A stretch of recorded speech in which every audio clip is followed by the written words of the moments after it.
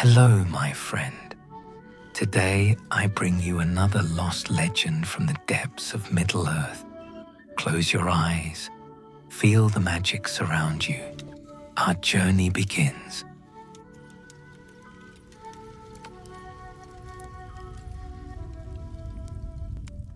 The Cursed Crown of the Woodland Realm. Which one? Shadowed beginnings. In the days when the world was younger and the memory of starlight still dwelt fresh in the hearts of the Eldar, there came a creeping change to the great woods between the misty mountains and the river running.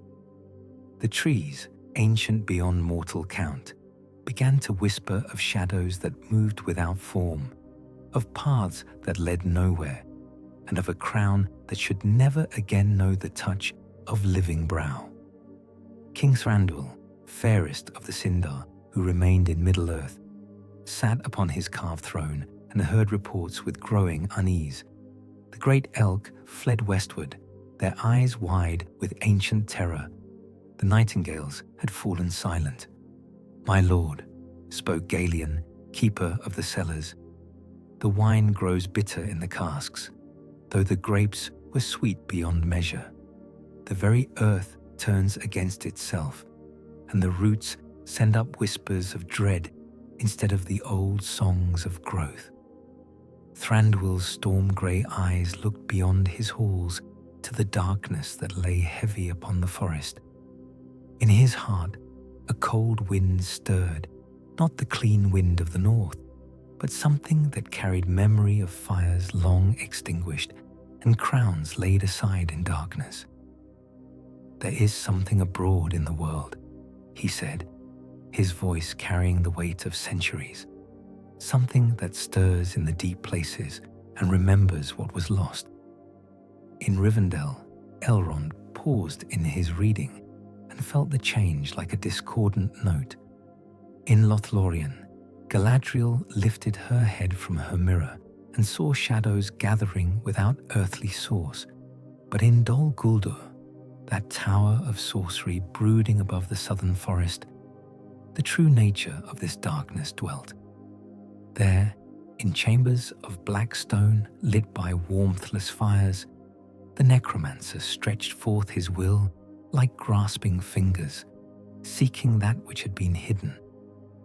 For in the deep vaults beneath the Woodland Realm, wrapped in silver silks and bound with spells, lay the crown of the Woodland Kings, a circlet of living wood and starlight, blessed before the moon was hung in the heavens. Though its power slept, it was not dead, and in the growing darkness it began to call out, like an ember glowing beneath ash. Section 2. A Whisper in the Trees. The first sign came with the changing of the watch at the northern borders. Legolas, prince of the Woodland Realm, stood among the great malon trees that marked the boundary between his father's domain and the wilder lands beyond. The autumn air carried scents of decay that had no natural source, not the sweet rotting of leaves returning to earth, but something fouler, as if the very ground had begun to sicken. "Do you hear it?" asked Tauriel, her voice barely above a whisper. The she-elf's keen ears, trained through centuries of border watching, had caught something that made her hand drift to her blade. Legolas tilted his head, listening to the wind that moved through the canopy above.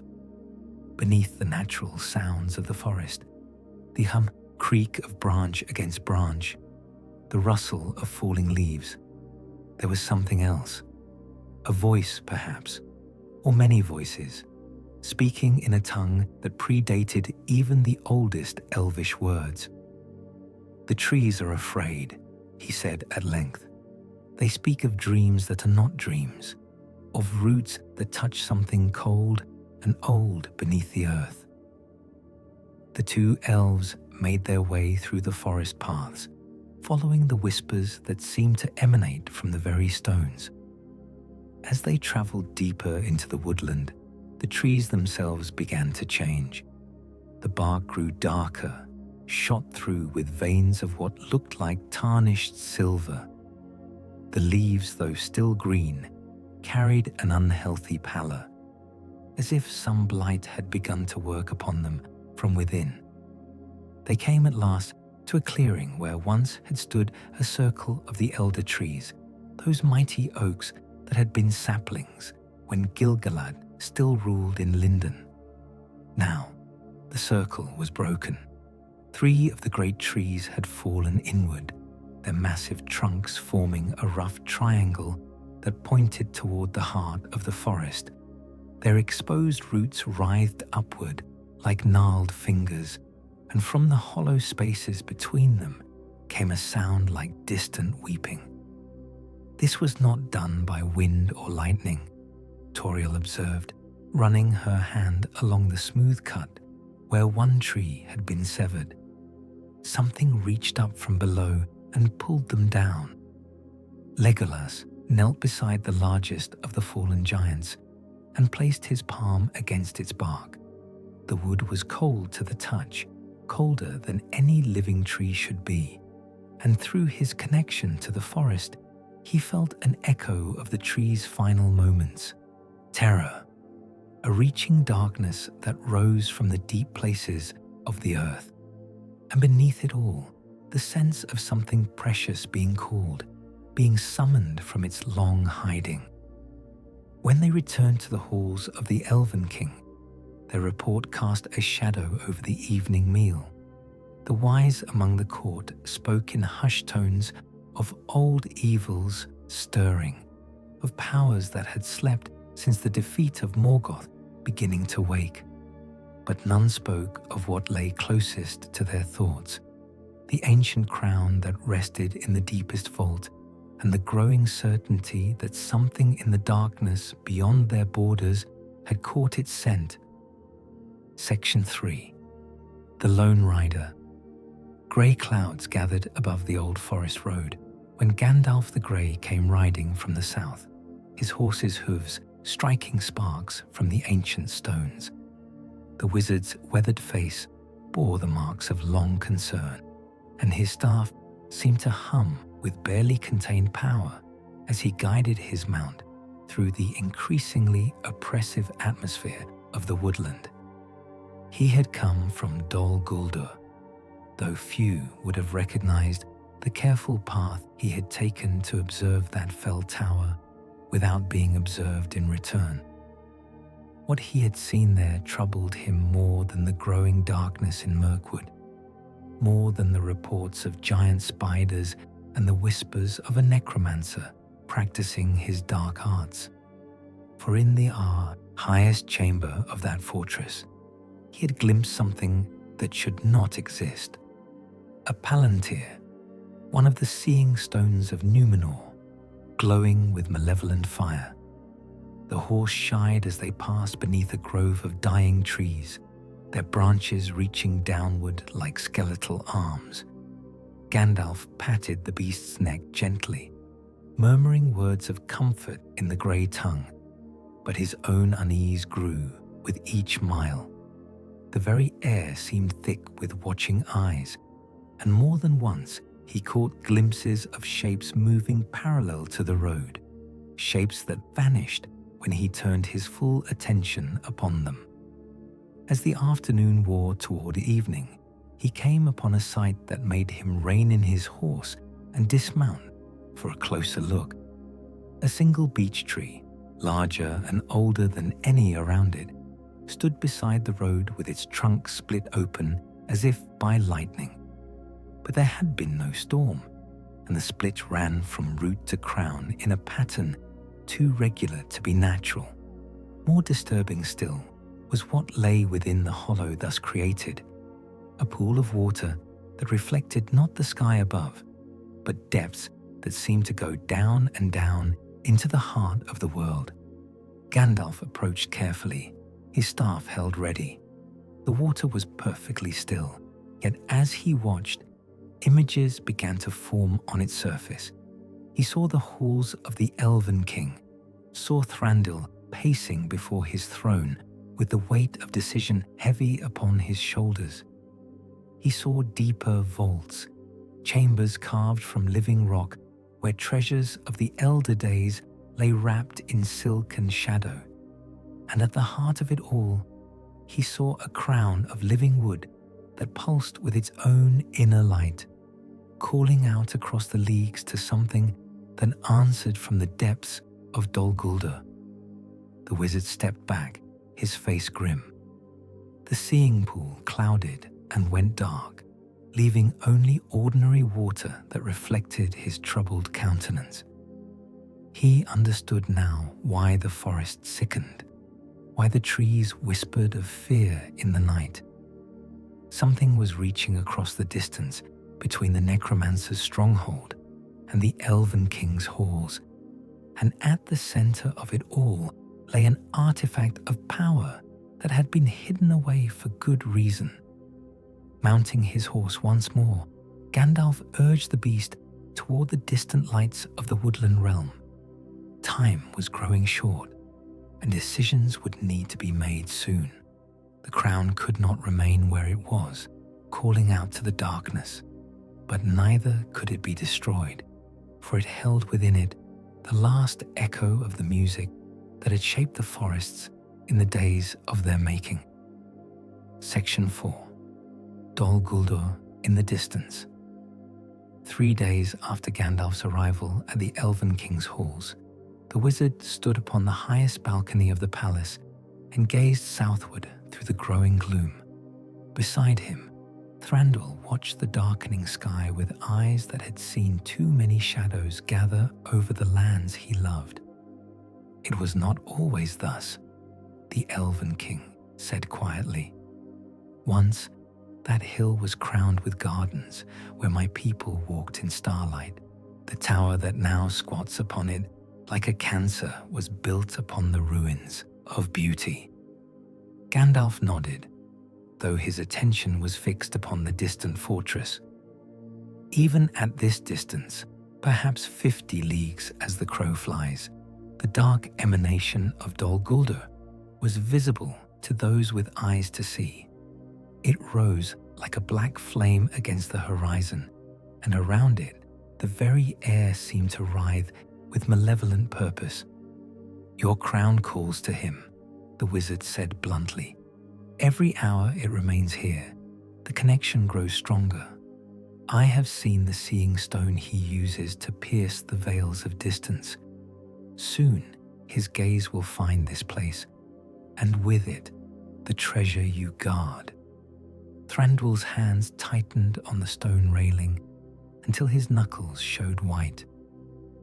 My fathers charged me with its keeping. It is the last remnant of the kingdom that was, the final echo of the songs that made these woods fair beyond all others in Middle-earth. Would you have me cast it aside like a trinket that has lost its shine? I would have you see clearly what comes of keeping it, Gandalf replied. Below them, the palace guards were lighting torches against the gathering dusk, but their flames seemed pale and weak against the oppressive darkness. The necromancer does not seek the crown for its beauty or its connection to the forest. He seeks it because it was made in the elder days, when the power of creation still ran strong in the world. In his hands, it would become a tool of domination, a means to bend all growing things to his will. As if summoned by their words, a shadow passed across the face of the rising moon. Both elf and wizard looked up to see a great bird wheeling overhead. But this was no eagle or hawk of the natural world. Its wings were torn and ragged, and its eyes burned with unnatural fire.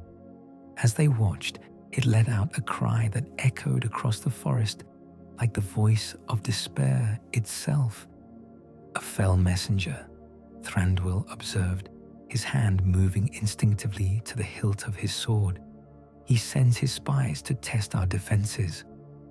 The creature circled 3 times above the palace before winging its way back toward the south. But in those circuits, It had seen enough. The location of the palace, the number of guards, the paths that led to the deeper vaults, all of this intelligence would soon make its way back to the Dark Tower. "We have perhaps a week," Gandalf said grimly. "Maybe less. The necromancer will not move openly while the White Council still has power to challenge him, but he has other servants, things that crawl and creep, that move in darkness and strike without warning." Thranduil turned from the railing, his decision made. "Then we must be ready for them. Double the guard on all approaches to the palace. Seal the lesser entrances and place our best archers where they can command the main gates. If he would have the crown, let him come and take it himself, not send his creatures to steal it in the night." But Gandalf shook his head slowly. "Defense alone will not serve us. The crown must be moved, taken to a place where his reach cannot follow. There are powers in the West that remember the elder days, sanctuaries where even the shadow of Dol Guldur cannot penetrate." The wizard's words hung in the air between them as the darkness deepened and the first stars appeared overhead, cold and distant as the memory of hope itself. Section 5. Into the Black. When the attack came, it was not with the thunder of armies or the bright clash of steel, but in the deep silence of the night when even the guard's vigilance had begun to wane. Thranduil woke to a cold that seemed to emanate from the very stones of his palace, a chill that spoke of spaces between the stars where no warmth had ever dwelt. The torches in the corridors had gone out, though no wind stirred the air. In their place came a phosphorescent glow that outlined doorways and passages in sickly green light. The guards he passed stood frozen at their posts, their eyes wide and staring, their breath forming clouds in the suddenly frigid air. Gandalf met him at the entrance to the vault stairs, the wizard's staff blazing with white fire that pushed back the creeping darkness by mere yards. "They are already below," he said grimly. "Things that should not walk in the world of the living. I can hold them, but not for long." Together they descended into the deepest places of the palace, their footsteps echoing strangely in the oppressive silence. The ancient stones seemed to weep with condensation that ran in rivulets like tears, and from somewhere far below came a sound like the breathing of some enormous creature. The vault door stood open, though it had been sealed with both lock and spell. Beyond lay darkness so complete it seemed to have substance, reaching out with tendrils that recoiled from Gandalf's light like living things. At the heart of the chamber, where the crown of the Woodland Kings had rested in its silken wrappings, there was only emptiness. "Too late," Thranduil whispered, his voice hollow with loss. 3,000 years it has rested here, and now... A sound cut through his words, laughter, low and mocking, that seemed to come from everywhere and nowhere at once. The darkness in the vault began to swirl and coalesce, taking on shapes that hurt to look upon directly. Eyes opened in the shadows, burning with cold fire, and when the voice spoke again, it carried with it the weight of ancient malice. "Too long has it slept," the voice said, and though no form could be seen, both elf and wizard knew they stood before a wraith of terrible power. "Too long has its song been silent. The Master wakes, and all the works of the elder days shall serve him ere the end." Gandalf raised his staff higher, and the white light blazed forth with such intensity that the shadows writhed and twisted like things in pain. "Servant of darkness," he cried, "by what right do you claim the treasures of the living world? The Laughter came again, colder now, like wind through empty tombs. By right of conquest, grey fool, by right of power that grows with each passing hour, the seeing stone has shown us all. The crown calls to its true master, and he shall have it, though all the armies of the west stand in his way. The darkness began to thicken, pressing in upon the circle of light like a tide of black water. From its depths came the sound of many voices whispering in unison, speaking words in the black speech that made the very stones of the vault crack and split. But even as the shadows closed in, there came from above the sound of horns, the war horns of the Woodland Realm, calling the scattered guard to battle. "The crown may be lost," Gandalf said through gritted teeth, pouring more of his power into the staff's light.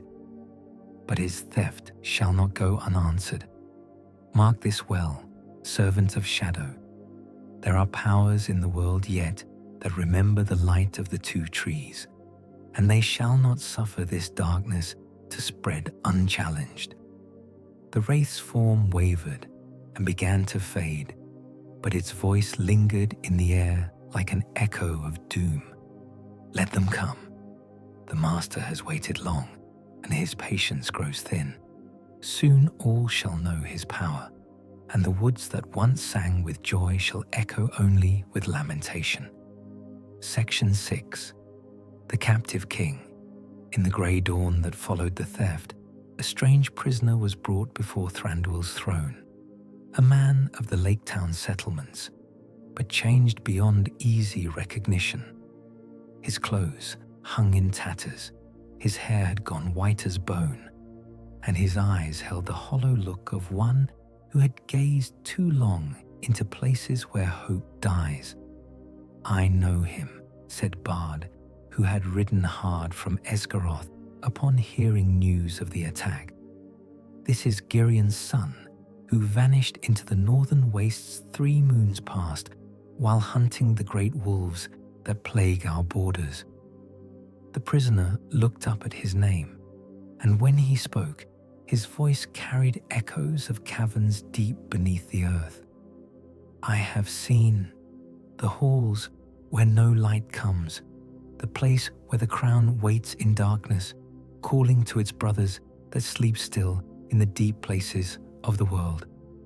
Gandalf leaned forward on his staff, his grey eyes sharp with interest. "What halls? What place speaks of, man of Lake Town?" "The necromancer took me," the prisoner continued, his gaze fixed on something beyond the throne room walls. "Not in body, but in spirit. My flesh wandered the wastelands, while my mind walked the black corridors of his fortress. I have seen the chamber where he keeps his greatest treasures, things stolen from the ruins of kingdoms, artifacts pulled from the graves of kings." Thranduil rose from his throne, his face pale with controlled anger. "And the crown? Did you see what became of the crown of the Woodland Kings?" A shudder ran through the prisoner's frame. "He has set it upon a pedestal of black iron beneath the eye of the seeing stone. But it is not the same as when it rested in your vaults, my lord. The touch of shadow has begun to work upon it, turning the living wood dark and causing the starlight within to flicker like a dying flame." "How long?" Gandalf asked quietly. "How long before the corruption is complete?" The prisoner's laugh was bitter as winter wind. The necromancer spoke of the turning of seasons, of the crown's power flowing into his own works as the days grow short. "By the feast of Yuletide," he said, "the transformation will be finished, and he will have a weapon to turn all the forests of Middle-earth into his domain." Silence fell over the throne room like a shroud. Outside, the morning sun struggled to penetrate the pall of smoke that had risen from the burned sections of the palace, and in the distance, came the sound of axes as the guard worked to clear the roads of fallen trees, trees that had died overnight, withering as if some poison had been poured into their roots. "There is more," the prisoner said, his voice dropping to a whisper. He showed me visions of what is to come. The dragon stirs in the lonely mountain, roused by dreams of gold and fire. The wolves gather in the grey mountains, led by chieftains who serve the shadow. And in the iron hills, something darker than orc or goblin has begun to dig, seeking the old roads that lead to the kingdom under the mountain. Bard stepped forward, his weathered face grim with foreboding. Then it begins again, the shadow spreading out from the dark places, turning all that was good and green into wasteland and ruin. "Not if we act swiftly," Gandalf said, though his voice carried little hope. "The crown may be lost to us, but it is not yet fully turned to darkness.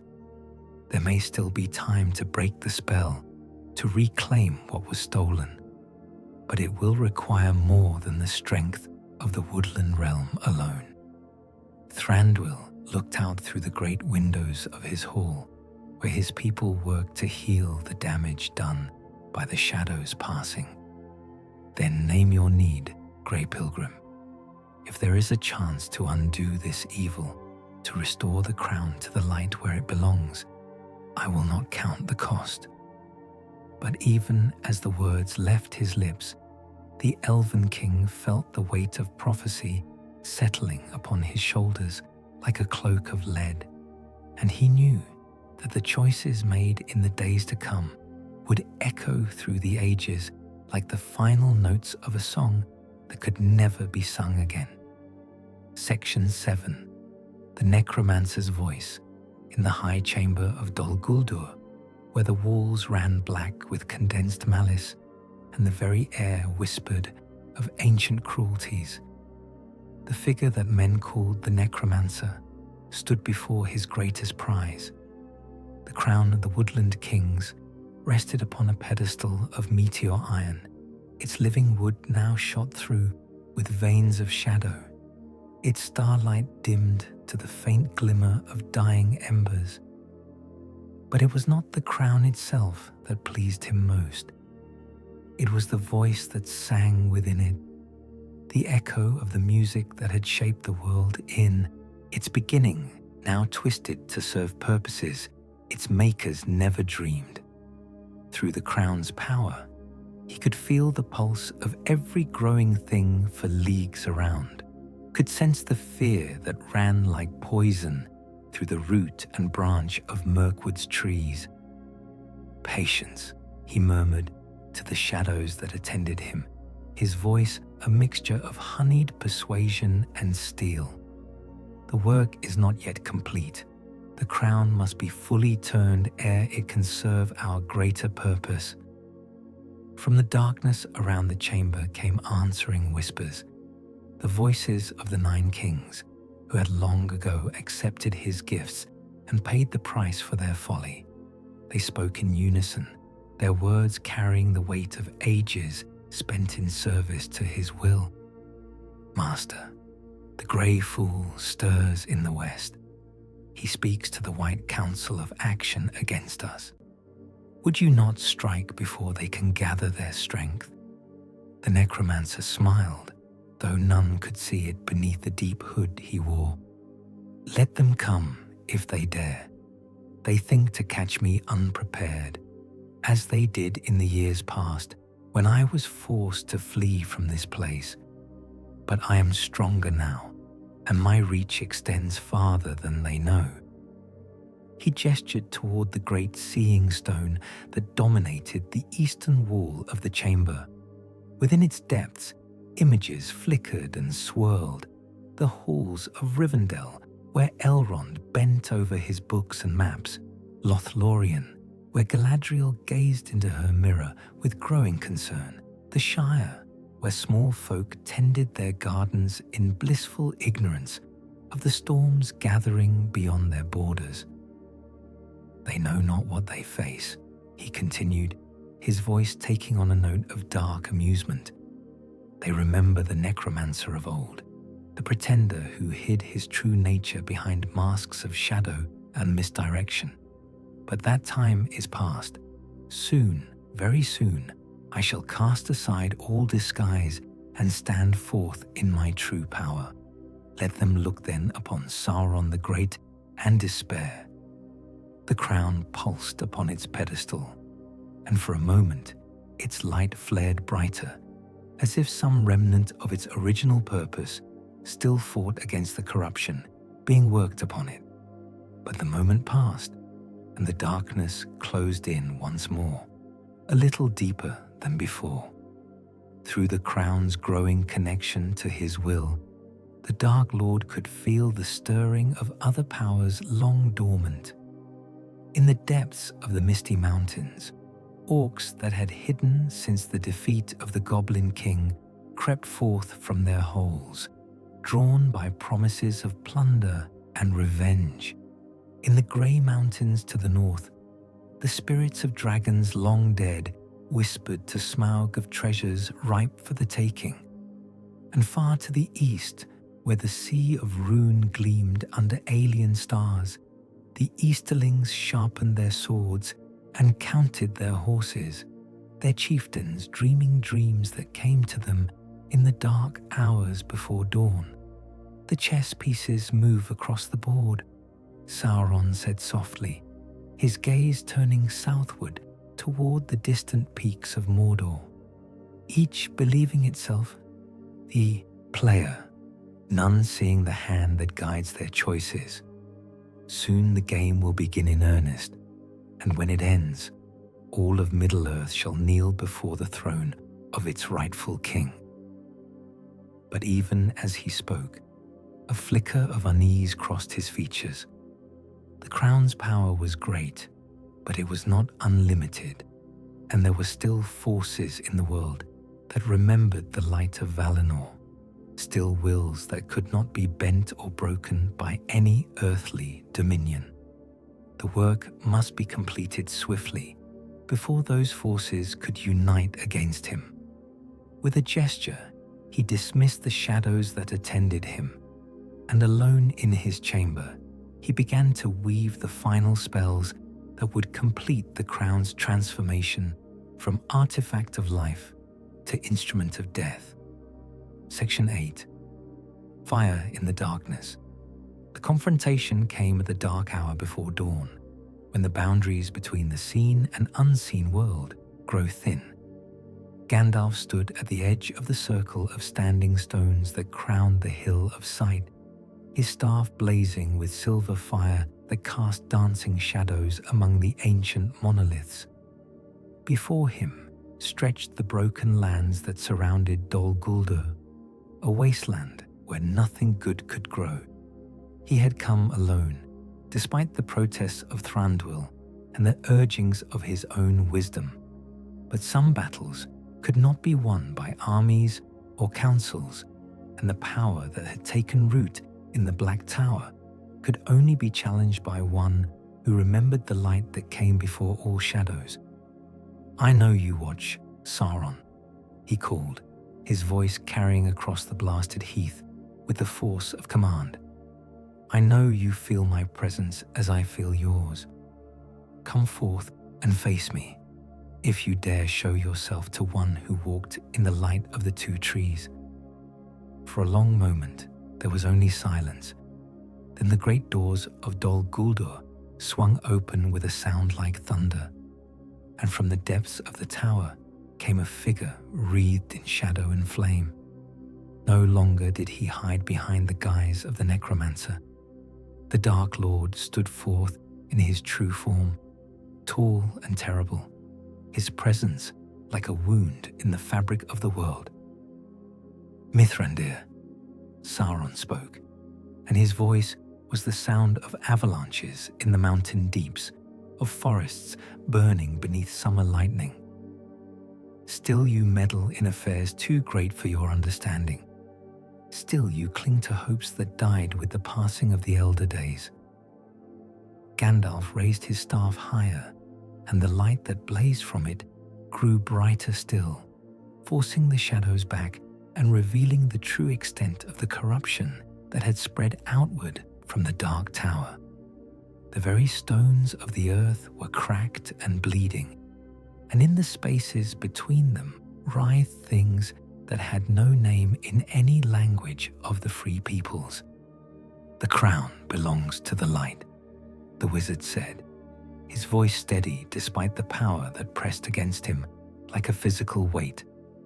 "Return it and withdraw to the shadows where you belong. Your time is not yet come." Sauron's laughter was the sound of breaking stone, of hope dying in the hearts of the brave. "My time, fool of a grey wizard, my time began with the first note of the music, and it shall not end until the last star falls from the sky. The crown is mine now, its power joined to my will. Through it, I shall command every tree and flower, every beast of field and forest. The very earth shall be my spy, and nowhere in Middle-earth shall any enemy of mine find refuge." The battle that followed was not one of sword and shield, but of will against will, of light striving against darkness in a contest that shook the foundations of the world. Lightning split the sky overhead, and the ground beneath their feet cracked and heaved as forces beyond mortal comprehension clashed in the space between heartbeats. Gandalf felt the full weight of Sauron's malice pressing down upon him, seeking to crush his spirit as a mountain might crush a flower. But in the depths of his being burned a flame that had been kindled in the halls of Manwë himself, and that flame could not be extinguished by any earthly power. "You cannot have it," he cried, pouring all his strength into the staff's light. The music that made the crown was sung in joy, not malice. "It will not serve you willingly." For a moment, just a moment, the light seemed to gain the upper hand. Sauron staggered, his form wavering like heat haze above a desert, and from the crown came a sound like singing, faint and far away, but clear as mountain water.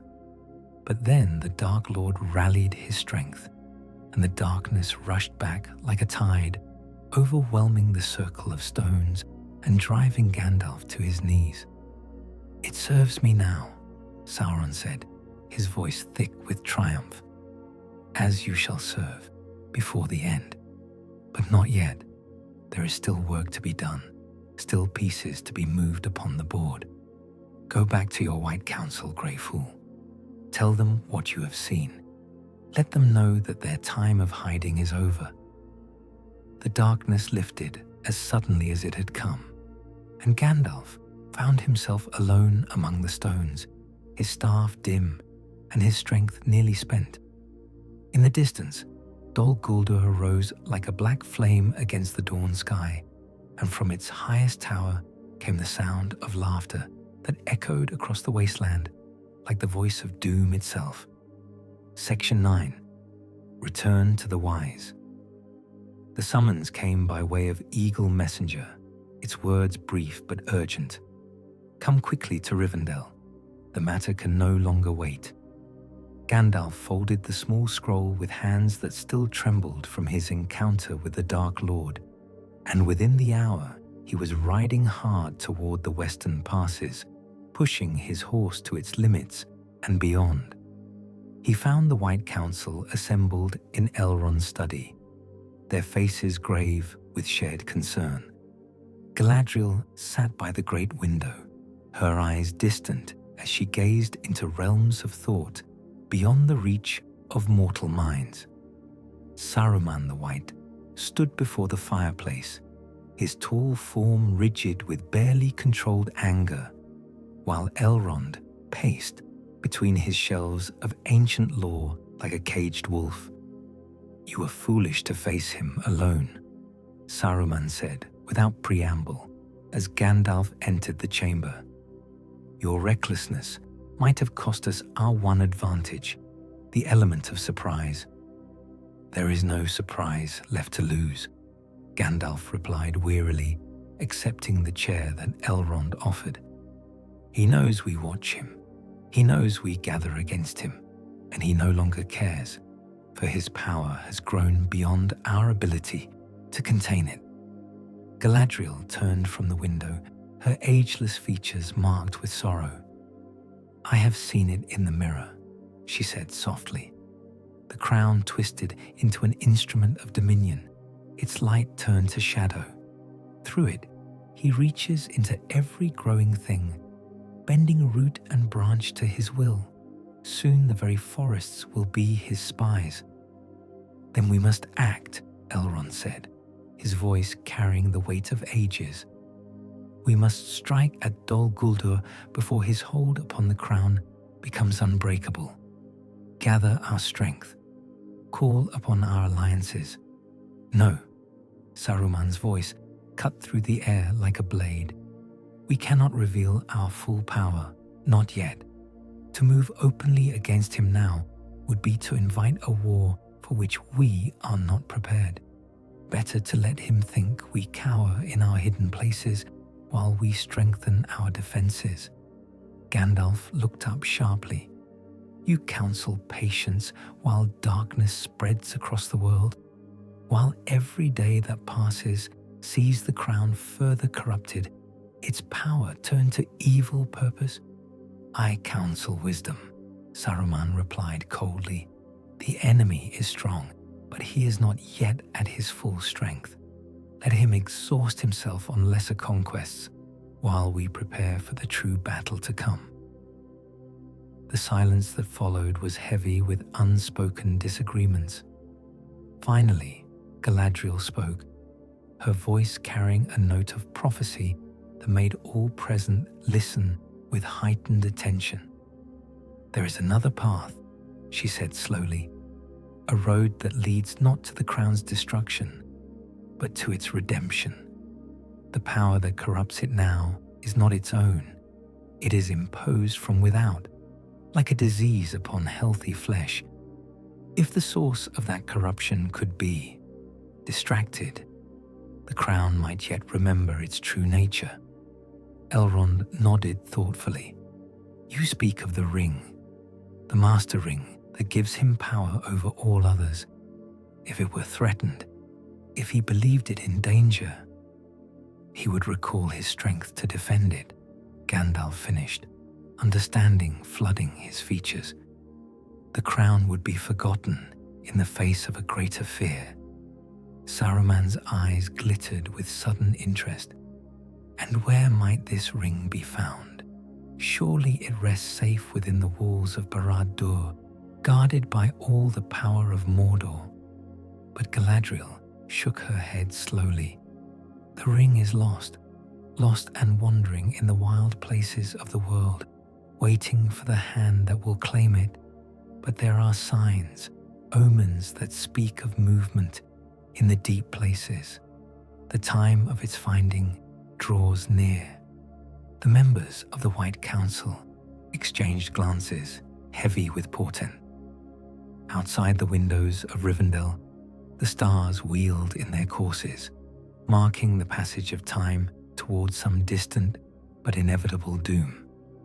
And in the shadows, beyond the circle of their light, forces were stirring that would soon reshape the fate of all Middle-earth. Then we watch, Elrond said at last. We wait, and we prepare for the storm that is coming, whether it breaks upon us in 1 year or 100. But in his heart, each of the wise knew that the storm was closer than they dared to speak aloud. Section 10. Stirring the North. In the weeks that followed the council's meeting, Gandalf took to the roads with renewed purpose, his grey robes gathering dust from the paths that led to forgotten places and peoples long withdrawn from the affairs of the wider world. His first destination lay in the Iron Hills, where Dain Ironfoot ruled over the dwarves with a hand both firm and wise. The halls of the Iron Hills rang with the sound of hammers and the roar of forge fires, for word of the stirring darkness had reached even these remote fastnesses, and the dwarves prepared for war with the methodical thoroughness of their race. Dain received Gandalf in his great hall, a chamber carved from living rock and lit by the red glow of the mountain's heart. "Grey Wizard," the Dwarf Lord said, his voice echoing in the vast space, "your coming confirms what our deepest delvers have reported. Things move in the old tunnels beneath the mountain, things that whisper in the black speech and leave the marks of claws upon stone. The very roots of the earth grow restless." Gandalf leaned heavily upon his staff, the weight of many journeys evident in his weathered features. "The corruption spreads, my friend. What was done to the crown in Dol Guldur sends ripples through all the works of the elder days. Every artifact, every place of power begins to resonate with the same dark music." Dain nodded grimly. "Then you come seeking aid in some enterprise against the shadow. Name it plainly. The dwarves of the Iron Hills do not shrink from honest battle, whatever the odds." "Not battle, not yet," Gandalf replied, "but preparation. The time comes when all the free peoples must stand together or fall separately into darkness. I ask that you send word to your kin in the Blue Mountains, to Thorin Oakenshield, if he yet lives. The line of Durin must be ready when the call comes." From the Iron Hills, Gandalf rode north to the grey shores of the Sea of Rhûn, where the Northmen held their ancient watch against the wild tribes of the east. Their chieftains gathered at his call, warriors weathered by wind and war, their faces marked by the hard beauty of those who live always on the edge of the unknown. "The shadow reaches out with many hands," he told them as they sat around their council fire.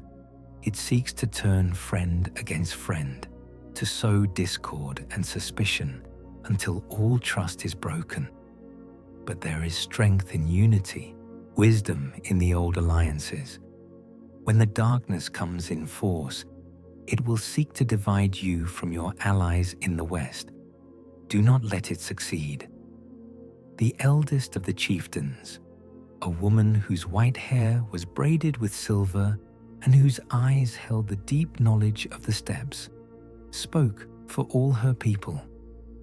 "We have held this border for 40 generations, wizard. Our fathers drove back the Easterlings when they rode in their thousands, and our children shall do the same if need requires. But tell us, what of the great kingdoms? What of Gondor and the Northern Realm?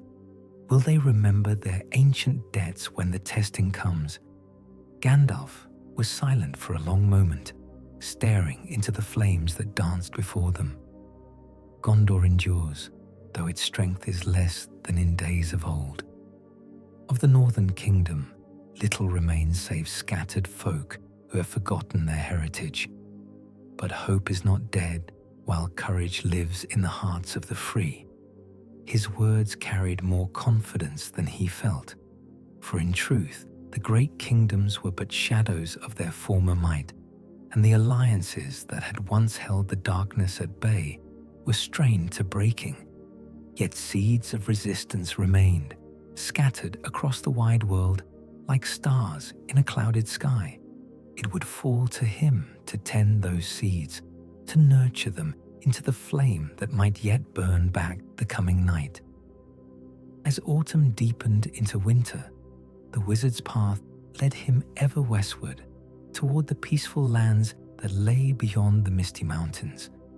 For in the back of his mind, a plan was forming, dangerous, uncertain, but perhaps the only hope that remained for the crown's redemption and the shadow's defeat. Section 11. A Hobbit Remembered. The Shire lay under a blanket of early snow when Gandalf passed through the gate at Buckland, his horse's breath steaming in the crisp air, after the grim counsels and dark tidings of recent weeks, the sight of the round doors and glowing windows filled him with a warmth that had nothing to do with the small fires burning on every hearth. He made his way along the familiar roads to Bag End, where yellow light spilled from the windows and the sound of contentment drifted on the evening air. When he knocked upon the green door, it was opened by a hobbit whose comfortable waistcoat and well-groomed appearance spoke of prosperity and peace, yet whose eyes held depths that had not been there 40 years before. "Gandalf," Bilbo Baggins exclaimed, his face lighting with genuine pleasure. "What a delightful surprise, though I confess, your timing is impeccable. I was just about to sit down to a second supper, and there's far too much for one hobbit to manage alone." The wizard smiled, some of the weight lifting from his shoulders as he stooped to enter the familiar round hallway. "Second supper, is it? I had forgotten the luxuries of hobbit life. It has been too long since I walked roads where the greatest concern was whether the larder was properly stocked." They sat before Bilbo's fire as the snow continued to fall outside, the hobbit regaling his guest with tales of the Shire's small dramas and seasonal celebrations. But Gandalf found his attention drawn to subtle changes in his old friend. The way Bilbo's hand occasionally went to his waistcoat pocket, the brief flickers of something almost like hunger that crossed his features when he thought no one was watching.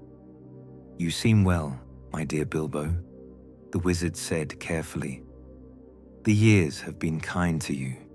Indeed, you look hardly a day older than when I first knocked upon this door." Bilbo's laugh was perhaps a bit too bright, too quick. Clean living and good food, that's the secret, and perhaps a touch of hobbit hardiness. We're a resilient folk, we Bagginses, though not given to adventure as a rule. And yet, you found adventure when you least expected it, Gandalf observed. 13 dwarves and a dragon, if memory serves. Quite a tale to tell your grandnephews when they come calling. Something flickered in Bilbo's eyes, a shadow that passed as quickly as it came. "Oh, that old business. Yes, quite an adventure, though I sometimes wonder if it was all a dream. The mind plays tricks as one grows older, doesn't it? Perhaps some tales are better left as tales." Gandalf leaned forward slightly, his grey eyes keen with interest. "And what of the souvenirs of that adventure? The mail shirt, the sword, the other trinket you found in the goblin tunnels?"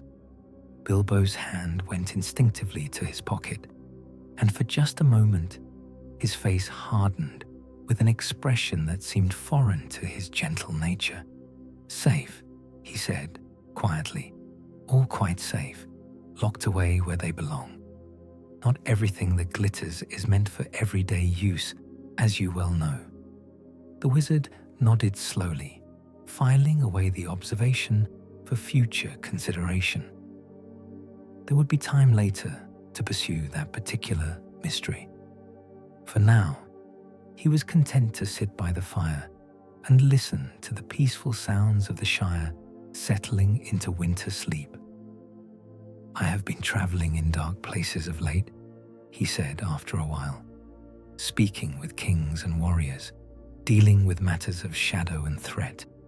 It does the heart good to remember that there are still corners of the world where such troubles seem distant as old stories." Bilbo set down his teacup and looked at his guest with sudden seriousness. "But they're not really distant, are they? The troubles, I mean. I can see it in your face, Gandalf. Something weighs heavily upon you, something more than the usual concerns of wizards and kings." For a moment, Gandalf considered unburdening himself of the full tale, the stolen crown, the growing darkness, the corruption that spread like poison through all the works of the elder days. But looking at Bilbo's peaceful sitting room, with its polished wood and comfortable chairs, he found he could not bring such shadows into this place of light. There are stirrings in the world, he said instead. Old evils that were thought sleeping begin to wake. The wise prepare for difficult times ahead. But tonight, in this warm house with an old friend, such matters can wait. Tell me, instead of your garden plans for spring, and whether young Frodo still comes to visit as often as he should. And so they talked of gentle things as the snow fell deeper outside, while in Bilbo's pocket, something stirred with dreams of its own. Section 12. The plan set in motion. Spring came early to the Shire that year, and with it came a dwarf travelling the East Road with a story that made the folk of Hobbiton gather round the Green Dragon's hearth with wide eyes and excited whispers. Balin, son of Fundin, spoke of his kin in the Grey Mountains, of ancient maps discovered in forgotten archives, and of a quest that would take brave souls to the very roots of the world. Erebor, the lonely mountain, he said, his weathered face grave in the firelight. The kingdom under the mountain, where Smaug the Golden has slept these 60 years upon a bed of stolen treasure. But dragon sleep is not the sleep of peaceful dreams, and there are signs that the great worm stirs. Gandalf sat in the corner shadows, seemingly absorbed in his pipe, but listening to every word. He had arrived in Hobbiton 3 days before Balin, ostensibly by coincidence, but the wizard's plans ran deeper than the Anduin and were twice as hidden. A burglar, Balin continued, warming to his tale. That's what's needed, someone small and quiet, clever with locks and skilled at moving unseen. Not some great warrior who'd wake the dragon with his first step, but a fellow who could slip in and out like morning mist. From across the common room came a derisive snort. Burglars in the Shire? You'd have better luck finding a talking sheep or a tree that grows gold coins. We're a respectable folk hereabouts, not given to thievery or other unseemly occupations. But Gandalf's eyes had found their target, a young hobbit sitting quietly by the window, his dark hair curling over a face that held intelligence and something more. Frodo Baggins, Bilbo's cousin and heir, listened to the dwarf's tale with the same fascination his elder kinsman had shown 40 years before, when 13 dwarves had knocked upon a round green door. The next morning found Gandalf walking the lanes of Hobbiton, his staff clicking rhythmically on the paved stones. He paused before the gate of Bag End, where Bilbo worked in his garden despite the early hour, pulling weeds from between the rows of spring vegetables. "You're planning something," Bilbo said without looking up from his work. "That tale last night, the dwarf's convenient arrival. It has the smell of wizard meddling about it." Gandalf smiled, though his eyes remained serious. "The world turns, my dear Bilbo, and all of us must turn with it or be left behind. The dragon in the mountain is indeed stirring, but not by chance alone. Powers move in the darkness that seek to wake all the sleeping dangers of the world. And you think to use my young cousin as a pawn in some grand game?" Bilbo's voice carried an edge of protective anger. "Frodo is not me, Gandalf. He lacks the equipment for such adventures." The wizard raised an eyebrow at the curious phrasing. "Equipment? What manner of equipment might that be?" For a moment, Bilbo's hand went to his waistcoat pocket, then stopped as if caught in some guilty act. "Experience," he said quickly. "The kind of experience that comes from facing real danger, not the sort one reads about in books." "Experience can be gained," Gandalf replied mildly. "But courage, true courage of the sort that matters, that comes from within. I saw it in you once, when you stood before a dragon and spoke truth to power. I see the same spark in young Frodo's eyes." Bilbo straightened, earth still clinging to his hands. "Leave him be, Gandalf. Let him grow old in peace as I have done. The world has heroes enough without calling innocents from their homes." But even as he spoke, both hobbit and wizard could hear voices from the road. Frodo returning from his morning walk, accompanied by young Sam Gamgee, and speaking with animation about far-off places and the possibility of adventures beyond the borders of the Shire. "The call has already come," Gandalf said softly. "I merely offer the means to answer it." The wizard's words hung in the spring air like a prophecy, while from the distant south came the sound of wings. Great wings beating against the sky, carrying messages between the dark places of the world. Section 13. The Fire Awakens. In the deep chambers beneath the lonely mountain, something that had slept for 60 years began to stir. Smaug, the chiefest and greatest of calamities, raised his massive head from the bed of gold and gems where he had lain dreaming dreams of fire and conquest. His great eye opened, glowing like a furnace in the darkness, and the mountain itself seemed to tremble at his waking. The dragon's dreams had been strange of late, filled with voices that spoke in languages older than the speech of dwarves or men. They whispered of treasures beyond counting, of crowns and rings and other artifacts of power scattered across the wide world. But most insistent of all was the voice that spoke of a certain golden ring, small and simple in appearance, yet holding within it the power to command all others. "Where?" Smaug rumbled, his voice like the grinding of millstones. "Where is this precious thing that calls to me in dreams? What thief has dared to keep from me what should be mine by right?" The great drake rose from his bed, sending cascades of gold coins tumbling through the vast hall. His scales, each the size of a warrior's shield, gleamed red and black in the reflected light of the treasure, and when he stretched his wings, the span of them reached from wall to wall of the ancient dwarf kingdom. He remembered the taste of flame upon his tongue, the sweet terror in the eyes of those who fled before him. Too long had he rested upon his hoard, while the world beyond the mountain forgot the proper fear of dragons. Too long had he allowed lesser creatures to scurry about their business without paying the tribute that was his due. But it was not merely greed that stirred the dragon now. It was something deeper, a compulsion that worked upon his mind like a smith's hammer upon heated metal.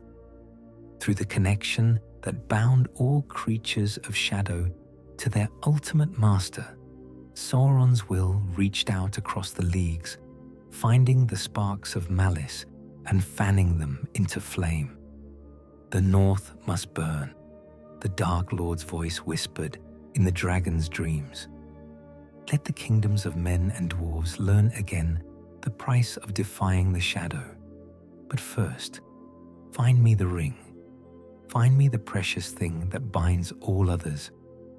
Smaug's laughter shook dust from the ceiling of his hall, a sound like boulders falling into a chasm.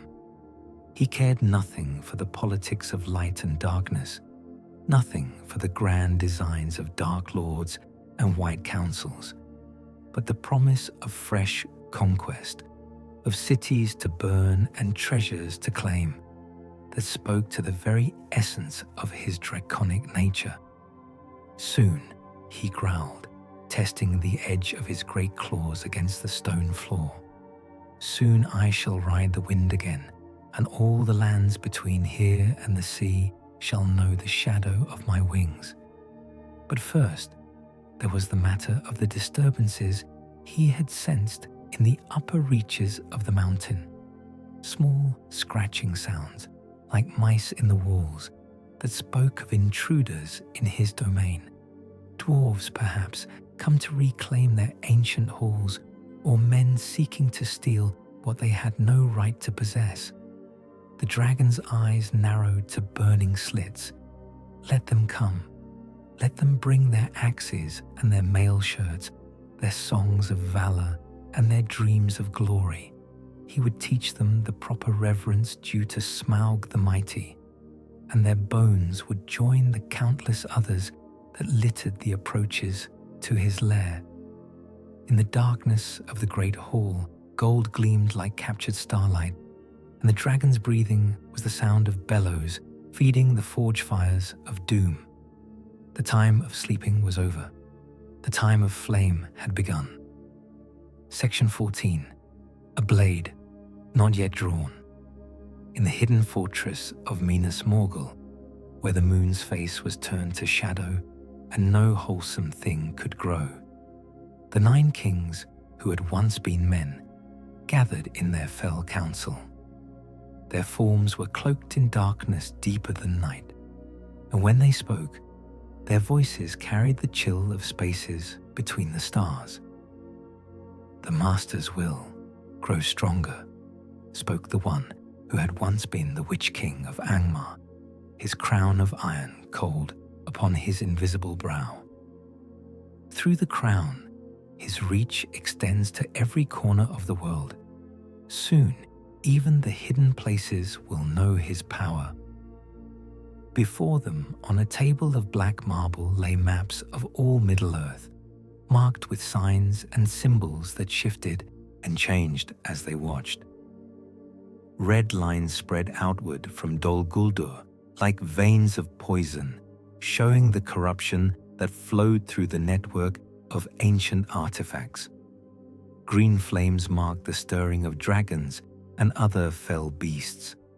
Black daggers showed the gathering places of orcs and wolves, and worse things that had no names. Gondor grows weak, observed another of the 9. Their bloodline fails, their fortresses crumble.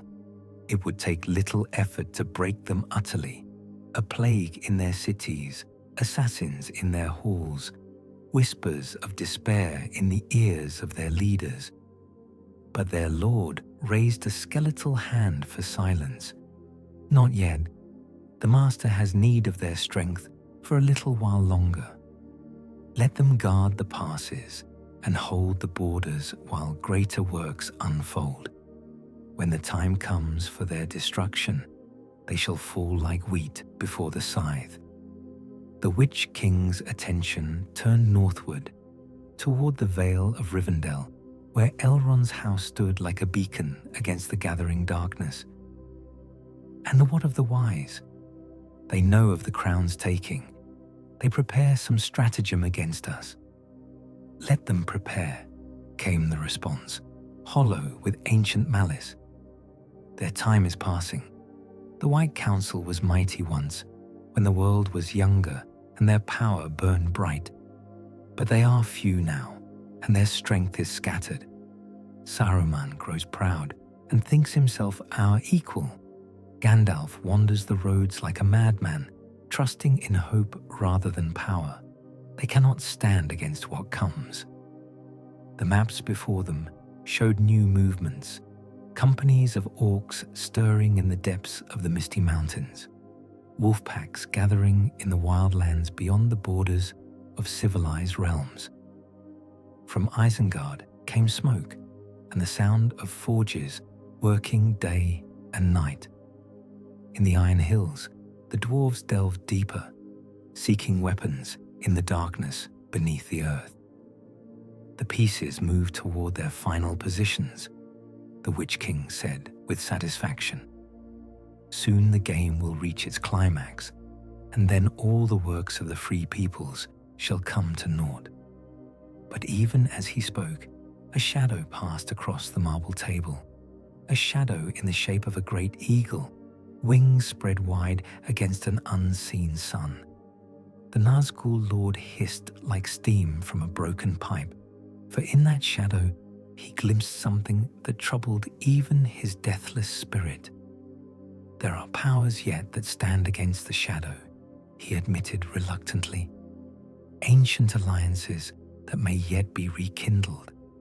The blood of Numenor still runs in the veins of some few, and the houses of the elf lords remember the light of the two trees. Then we must move swiftly, another of the 9 declared.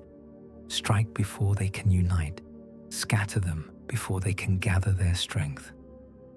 The Witch King considered this, his crown seeming to weigh heavier upon his brow. Perhaps. But the Master's plans run deeper than mere conquest. The crown is but one piece of a greater design, and that design requires patience. In the darkness of Minas Morgul, the 9 lords plotted and planned, while the stars wheeled overhead in patterns that spoke of endings and beginnings.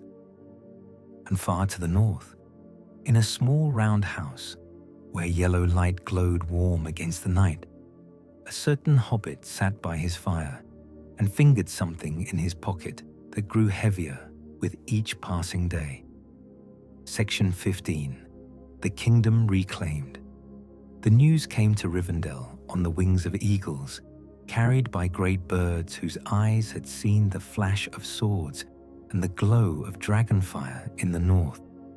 Thorin Oakenshield, king under the mountain, had fallen in battle beside the river running, but not before Smaug the Golden had been brought low by a black arrow shot from the bow of Bard the bowman.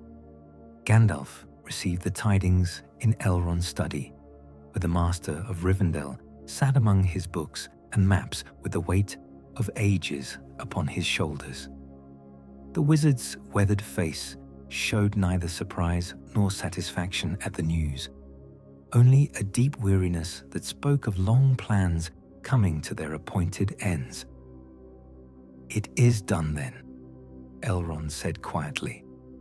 "The dragon sleeps his final sleep, and the kingdom under the mountain is restored to the line of Durin.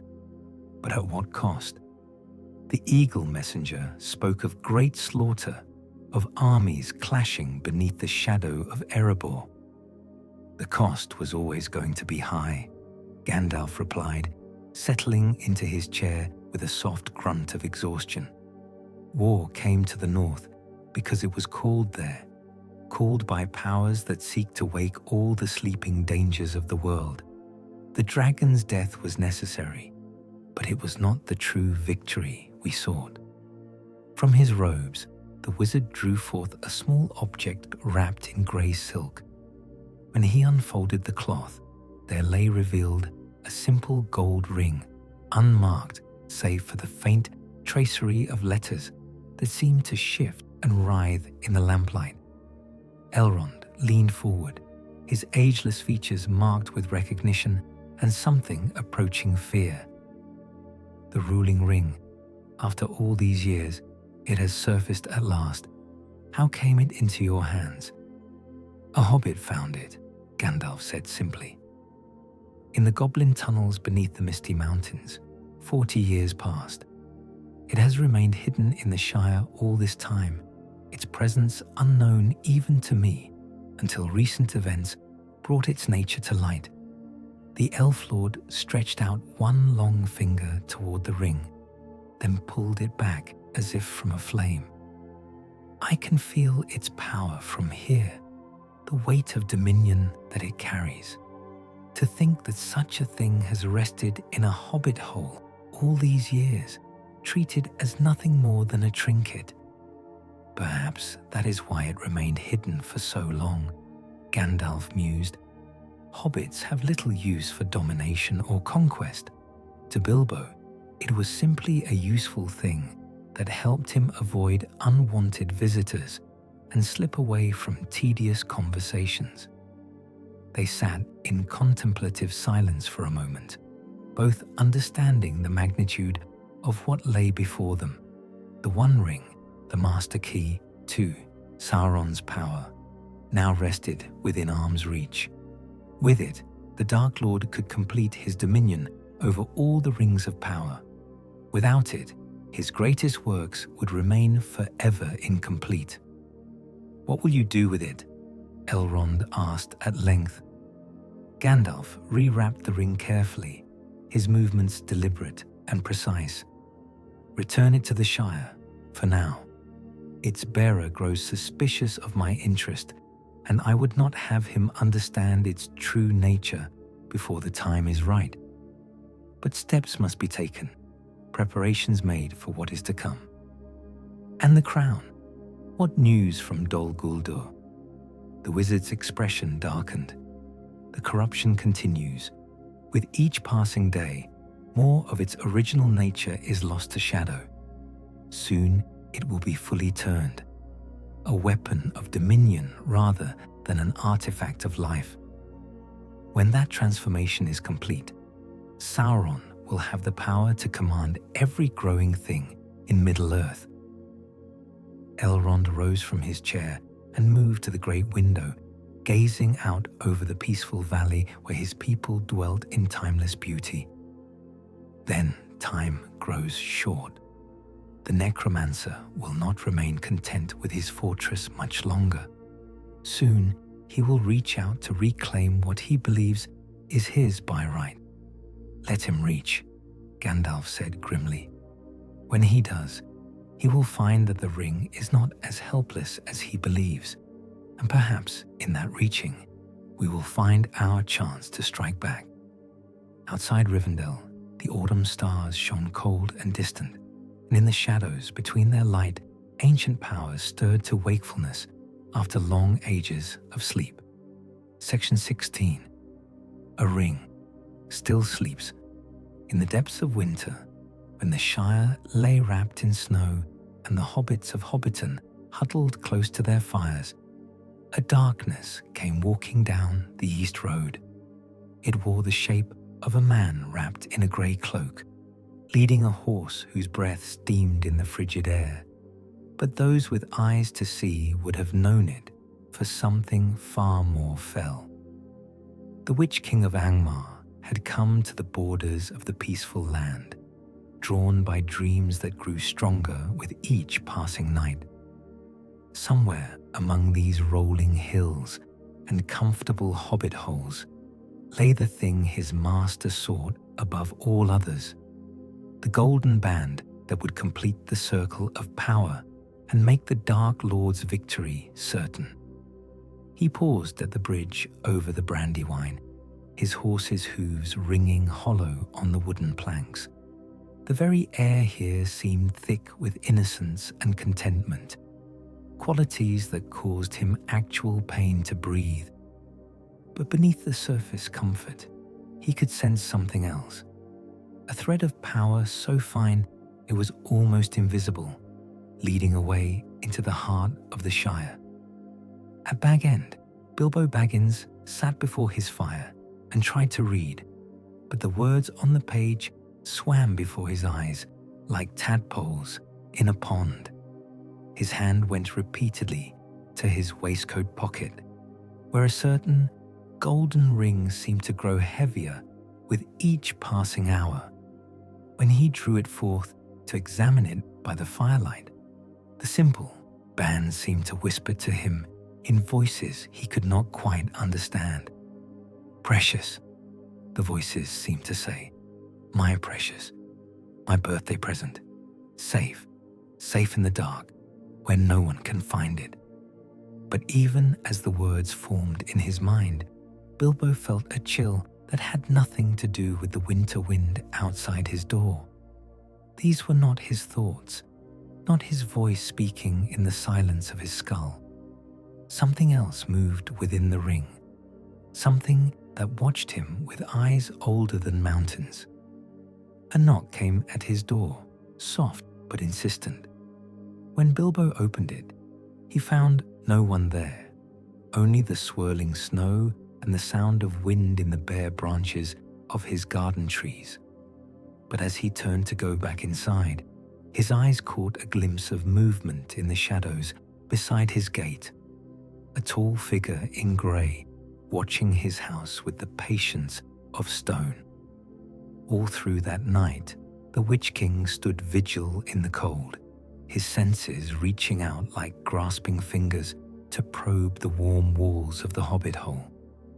The ring called to him, its voice growing stronger as the hours passed, but something else held it back, a will that clung to the golden band with surprising strength for such a small and seemingly harmless creature. Soon, the Nazgul Lord whispered to the darkness, soon you will release your hold, little earth dweller. Soon the precious will come home to its master. But morning brought an unexpected sight. Gandalf the Grey striding up the lane with his staff clicking on the frozen ground and his grey eyes bright with purpose. The Witch King melted back into shadow like mist before the sun, his mission unfulfilled, but his knowledge complete. The ring was here, as his master had suspected. Now it was only a matter of time and opportunity. The wizard knocked upon the green door with authority, and when Bilbo answered, his face was pale with poorly concealed fear. I felt something watching, the hobbit said without preamble. All night, something in the garden, something that wanted. His hand went to his pocket, then stopped. I know, Gandalf said gently, stepping inside and closing the door firmly behind him. We need to talk, old friend. There are things you must know about your ring. Things I should have told you long ago. They sat by the fire as they had so many times before. But this time, there was no comfort in the familiar routine. Gandalf spoke of rings of power and dark lords, of ancient evils that reached across the centuries to claim what they believed was theirs by right. And as he spoke, Bilbo's hand went again and again to his pocket, where the ring seemed to burn like a coal against his flesh. It's mine, Bilbo said when the wizard finished his tale. I found it, fair and square. It's my birthday present, my precious. He stopped, his eyes widening with horror at the words that had come unbidden from his lips. Yes, Gandalf said sadly. Now you begin to understand. The ring has power, Bilbo. Power to preserve life, to grant invisibility, to make its bearer seem blessed with unusual luck. But that power comes with a price, and the longer you hold it, the higher that price becomes. Outside, the winter wind howled around the eaves of Bag End, carrying with it the sound of wings, great wings beating against the storm, as 9 dark riders took to the air and began their long flight back to the Tower of Shadow that was their home. Section 17. The enemy withdraws. The assault on Dol Guldur came at the turning of the year, when the last snows of winter lay heavy on the branches and the first stirrings of spring moved in the deep earth. The combined might of the White Council struck like lightning against the dark tower, their power focused and unified in a way that had not been seen since the last alliance. Galadriel led the attack, her light blazing forth like a star brought down to earth, while Elrond and the other lords of Rivendell struck from the north with swords that had been forged in the elder days. Gandalf stood at the very gates of the fortress, his staff raised high as white fire poured forth to burn away the shadows that had gathered there. For 7 days and 7 nights, the battle raged, neither side able to gain the upper hand. The necromancer's power was great, fed by the corrupted crown and the network of darkness he had spread across the land. But the strength of the wise was greater still when united in common purpose, and slowly, inexorably, the shadows began to give way. On the seventh day, as the sun reached its zenith, the great doors of Dol Guldur burst asunder with a sound like thunder. From the depths of the tower came a figure wreathed in flame and shadow, no longer hiding behind the guise of the necromancer, but standing forth in his true form as Sauron the Great. "You think to drive me from my stronghold," he roared, his voice shaking the very foundations of the hill. "You think your little lights can banish the darkness that has taken root in the world? Fools, I am the shadow that falls across the sun, the darkness that dwells in every heart." But even as he spoke, Galadriel raised her hand, and in it blazed the light of Eärendil's star, the Silmaril that had sailed the heavens since the Elder Days. Before that light, even Sauron's mighty form wavered and grew dim, and for a moment, his ancient fear of the power that had cast him down before showed plain upon his features. "Your time is not yet come," the Lady of Lothlorien said, her voice carrying across the battlefield like music. "Return to the shadows where you belong, and trouble the world no more." For a moment, it seemed as though the Dark Lord might stand his ground and fight to the bitter end. But then his eyes fell upon something that made him pause. A vision in Galadriel's mirror of a small golden ring hidden in a hobbit hole in the distant Shire. His expression changed from rage to something approaching hunger, and when he spoke again, his voice was soft with terrible certainty. "You have won this day," he said, gathering his shadows about him like a cloak. "But the victory is hollow, and you know it not. The thing I seek is not here. It lies elsewhere, waiting for the hand that will claim it. When that time comes, all your strength will avail you nothing." With that, he was gone, fleeing southward like smoke before the wind. Behind him, Dol Guldur stood empty and cleansed, its dungeons broken open and its works of darkness undone. And in the highest chamber of the tower, on a pedestal of shattered iron, lay the crown of the Woodland Kings, free from corruption at last, its living wood restored to health and its starlight burning bright once more. But even as the members of the White Council gathered around their reclaimed prize, they knew that their victory was incomplete. Somewhere in the darkness to the south, the enemy regrouped and planned his next move, and in a small house in the Shire, a golden ring waited for the moment when its true nature would be revealed at last. "It is not ended," Gandalf said quietly as he lifted the crown with reverent hands. "It is only beginning." The words hung in the air like a prophecy, while far away in the halls of Bag End, Bilbo Baggins sat by his fire and tried not to listen to the voices that whispered in his dreams. Section 18. Hope in Ashes. On the hill that had once been crowned by Dol Guldur, where now only broken stones and scattered ashes marked the passing of ancient evil, Gandalf stood alone in the grey light of dawn. The crown of the Woodland Kings rested in his hands, its weight both lighter and heavier than it had been before. Lighter because the shadow had been lifted from it, heavier because of what it represented. The corruption was gone, burned away by the combined might of the White Council, but the scars remained. Veins of tarnish still ran through the living wood, and some of the starlight gems had been forever dimmed.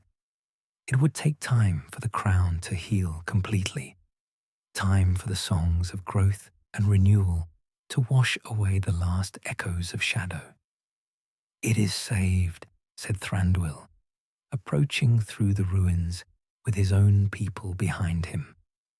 The Elven King's face showed relief mixed with sorrow, for though his ancient treasure had been restored, the price of its salvation had been high. Many of his warriors lay still beneath the broken stones, and the forest around them would bear the scars of battle for years to come.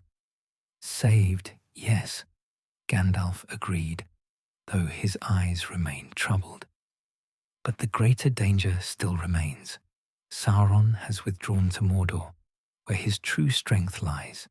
He will not remain idle long, and when he moves again, it will be with power beyond anything we have yet seen."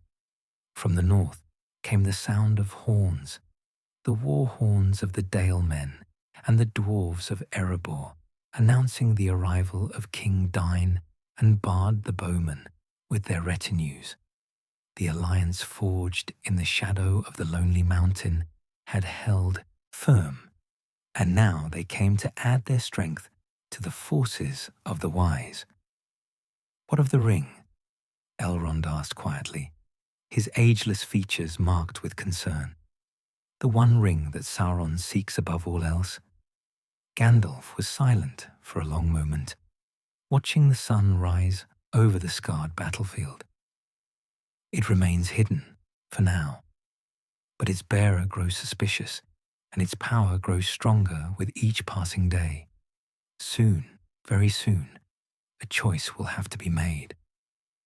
In the distance, where the old forest road wound its way toward the western lands, a small figure on horseback could be seen making his way through the morning mist. Bilbo Baggins, on his way to what he believed would be a brief visit to Rivendell, rode unknowing toward a destiny that would reshape the fate of all Middle-earth. "There is still hope," Galadriel said, her voice carrying the weight of prophecy. "In the smallest corners of the world, in the hands of the most unlikely heroes, hope endures. The ring may be a weapon of shadow, but it rests now in the keeping of one who values simple pleasures above all dominion." Gandalf nodded slowly, understanding beginning to dawn in his grey eyes. "A burglar," he said softly. "Not a king or a warrior, but a burglar from the Shire. Perhaps that is the answer, to fight shadow not with greater shadow, but with light so humble that pride cannot tarnish it." The members of the White Council stood together on the hill of victory, each lost in their own thoughts as the sun climbed higher in the sky. Around them, the work of rebuilding had already begun. Trees would be planted where twisted growths had been cleared away. Songs of healing would replace the whispers of corruption. And somewhere in the world, a small ring waited for the moment when his true test would come.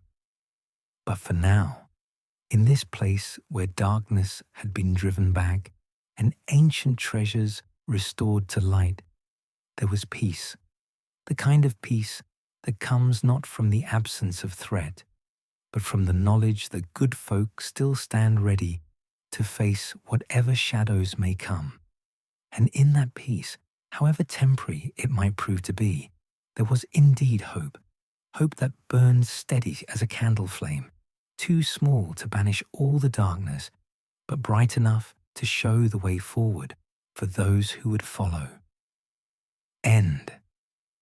Thus ends the tale of the crown of the Woodland Kings, though the greater story it belongs to has only just begun. For in the years that followed, the ring would pass from hobbit to hobbit, and the darkness that had withdrawn to Mordor would stir once more, reaching out with greater hunger than ever before. But that is a tale for another telling in another book, where the small hands of the Shire would prove mightier than all the armies of the world.